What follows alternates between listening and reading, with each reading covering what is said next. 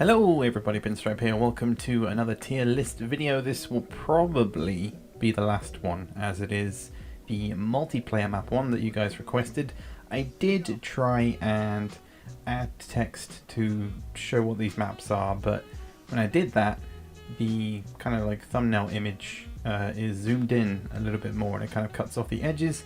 So I spent about an hour doing that to then realize that it was a bit pointless. So we just have the images here. I know what the maps are, so I'm sorry for those of you who wanted a little bit more detail so you could tell what these maps are. But we're going to start off with picking one at random. So rather than starting over here, we're going to go with Graveyard Shift, which is an awesome map. I was debating average or awesome. It's pretty awesome. It's probably one of the better simple maps, like one of the novice maps that are very basic. It has water in it. It has some good strategic areas that you can place your pigs, and of course, for those of you who joined us for the Hogs of War rank up, it featured as a map that we used. So starting off pretty strong with an awesome map. Now let's go for a trash map. Let's go right to the bottom, and we're gonna go. Yeah, I've got to put Duvet Fun in there. If you like this map, that's fair enough, but Duvet Fun is just a trash map. It's very flat, it's very colourful, it has minefields, it's extremely basic. Again, it's in that novice category, but I really dislike it, I'm sorry. Next up is going to be Death Valley 2, which is a super map. It's dumb because, you know, the pigs are in such close proximity to each other, but you have, you know, the elevation going all the way up to near the skybox and a whole bunch of weapons that you can play with, mess around with. It's a silly map, but I find it to be in the super category for those reasons. Next up is going to be an average map of pigs in space. Now the theme is good here, but it is quite basic. Again, another map that featured in the rank up tournament. It's got some cool things on there. You've got the monolith, you've got the rocket that's in the ground, and there is some strategy if you're using the moon base building to kind of hide behind. That's a good strategy on that map. But yeah, it's pretty average. Next up for a bad map, it is going to be Bridge the Gap. I'm sorry, this is not quite trash level because there is some strategy to it somewhere. You've got a decent amount of weapons, but I just find it to be so exposed on both sides of the map itself, and then the bridge in the middle with the minefield dead center.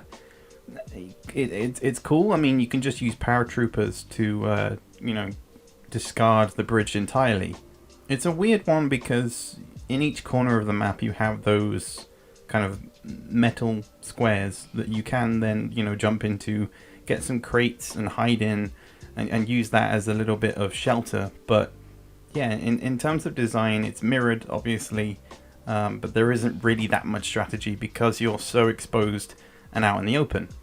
Next up is probably one that most of you were expecting. For those of you who know me, Ice Floe is a super map. I've described it before. It is the equivalent of Payload Upward in TF2, but in Hogs of War. You know, it's that level of great. It should have its own rank somewhere else, but it's in the super category. There's loads of strategies to it. It has the combination of normal water and poison water.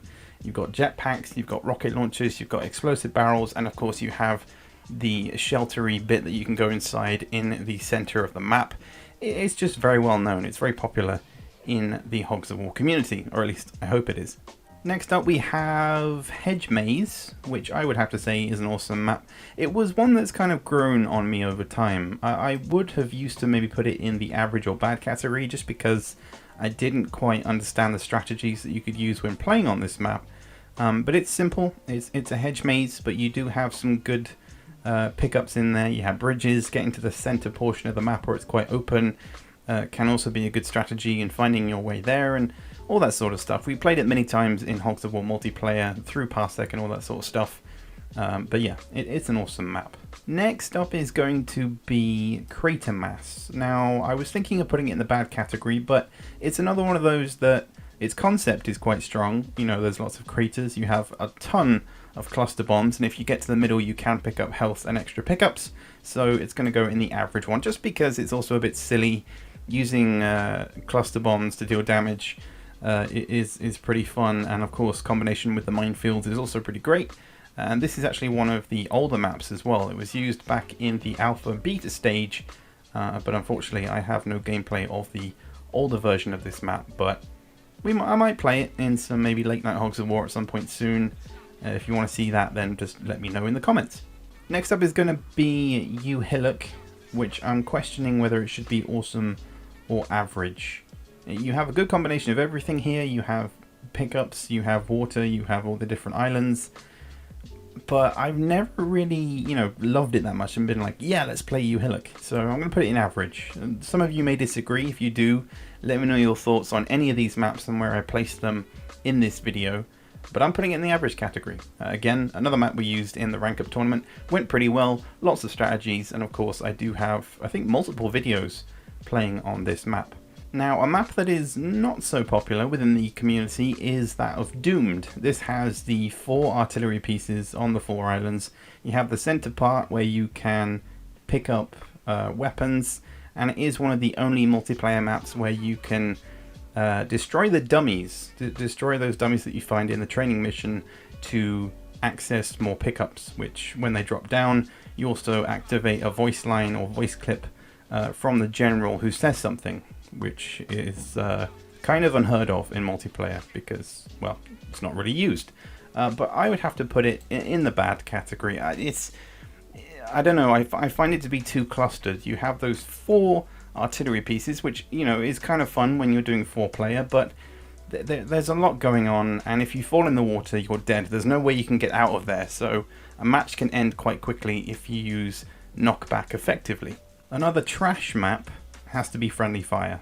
The concept is interesting, but when it plays out, it's extremely boring because as long as you have snipers, you can just shoot at enemies and they fall off the platforms into the minefield, and yeah, it's kind of game over. I'd be curious to see how this map would play out in competitive, but how you would strategize around that, probably involving a lot of paratroopers, because as soon as you can use a jetpack, fly off those platforms, it's just easier that way, because you can also pick up health and other weapons that are dotted around the map. One of the common themes I'm noticing with these multiplayer maps is that there are quite a few where a lot of the big pickups that you can find on the levels are in the center of the map. So you have Doomed, but then you also have Moonbots, and you also have Islandhopper as well, where just the center part of the map gives you a big pickup, and that concept is used throughout, which is why Moonbots is going to go into the bad category. And yeah, so same with Islandhopper. They're just both bad. I don't know. Islandhopper has obviously, very small islands. 90% of the map is water, which is why most people don't really like that map. I find that there can be some strategy with it if you use bazookas or just heavy weapons to ricochet the shells across the water. You can do a lot with that, but yeah, I don't know. I guess for the community's sake, this one sits in the bad category, and Moonbots as well. You have a lot of health pickups on this map. I think if you are able to pick up every single health crate, you can be looking at like 500 health plus, that kind of thing. So yeah, in concept, I mean, I think Islandhopper is more interesting than Moonbots, but both of them for me have to be in the bad category. Next up is an awesome one of Dam Busters. I nearly forgot the name. Some people may disagree with this one. This one's kind of, I think, on the border between maybe awesome, average, and bad for some people, but I think it's awesome. You have the giant dam, you have the artilleries on the top, and I know if you gain access to one or more of these, then you kind of, you have the advantage automatically because you have the high ground. There is a wall climb on this map that you can use, so you don't necessarily have to rely on jetpacks to get up onto the dam and use the artilleries. Now, I know Duvet Fun is a trash map, but Playpen has to be a bad map. It's an improvement from Duvet Fun, but it's still bad just for the sake of, well, I mean, look at it. It's just colourful, lots of minefields. There is a little bit more strategy compared to Duvet Fun, but it's just bad. I never really have a good time or have fun on Playpen, ironically. Deathball has to be average. I mean, it's another silly map because you have the giant hole in the middle, the minefields, you have health pickups, you have obviously madness gas. That is the key weapon on this map, but it's average. It's not bad, it's not awesome. You can have some fun with it, but it's just another silly one for me. But a super one has to be Death Valley 1. So Death Valley 1 and Death Valley 2 are at the top. Again, you know, the same reasons as Death Valley 2, you just have more space. It's pretty much the same in every regard. So it's obviously a two-player map only. If anything, it's just a clone of Death Valley 2, but still super to me. Another super map has to be the Lake. Again, that was used in the final of the Hogs of War rank up alongside Ice Floe. Just because, you know, they provide some really good strategies, lots of pickups, lots of minefields, water, good combination of how the map is designed, essentially. Lots of different elements that can provide strategies for competitive. That's not, you know, the entirety of what I'm basing my opinions off of, but in terms of, you know, maps that I've played in that I enjoy, it sits in the super category. Next up is going to be Frostfight, which is pretty average. It's very basic, very simple. There's no, you know, real interesting parts of the map. You have high ground, you have low ground, you have water, you've got pickups. It's snowy themed, that's really all you can say. But there is a good combination of pickups that you can use, so that doesn't quite make it bad or good. It's just in the middle. And I guess the same for Sheila Hill as well, but yeah, I'm going to put in average. It's not bad because you have artilleries, you have minefields. Again, if you gain access to the artilleries, you do have the advantage, but you also for some reason have the main sort of center part of the map.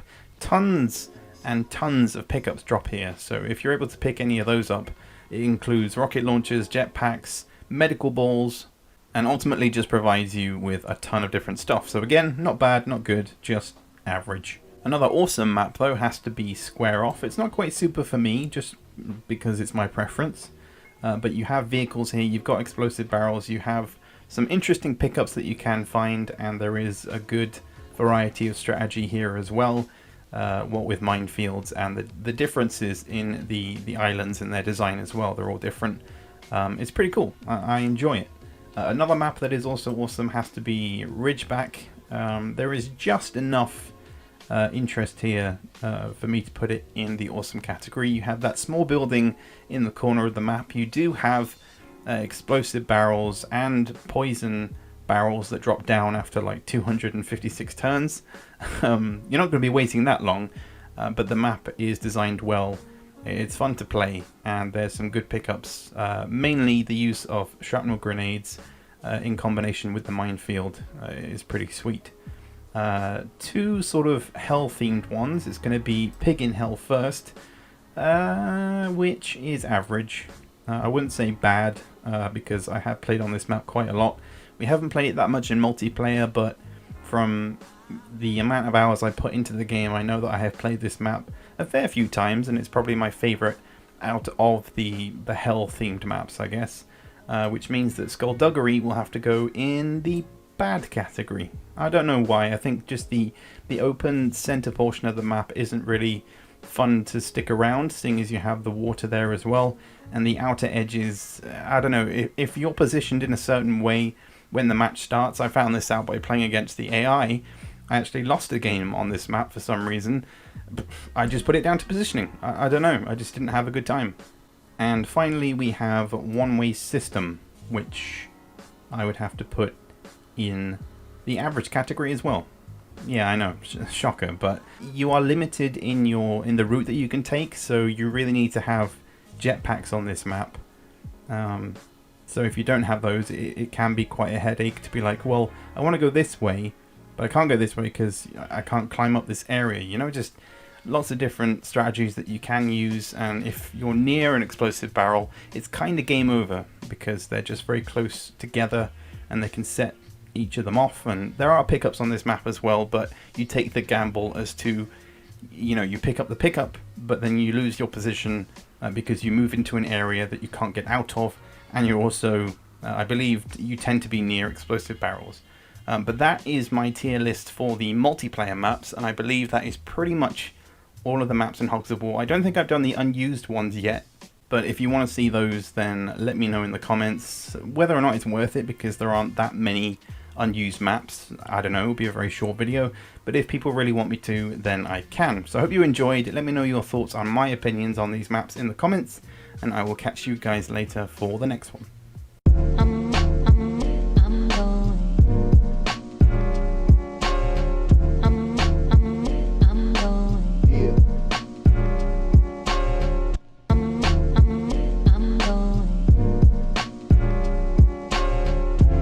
destination going.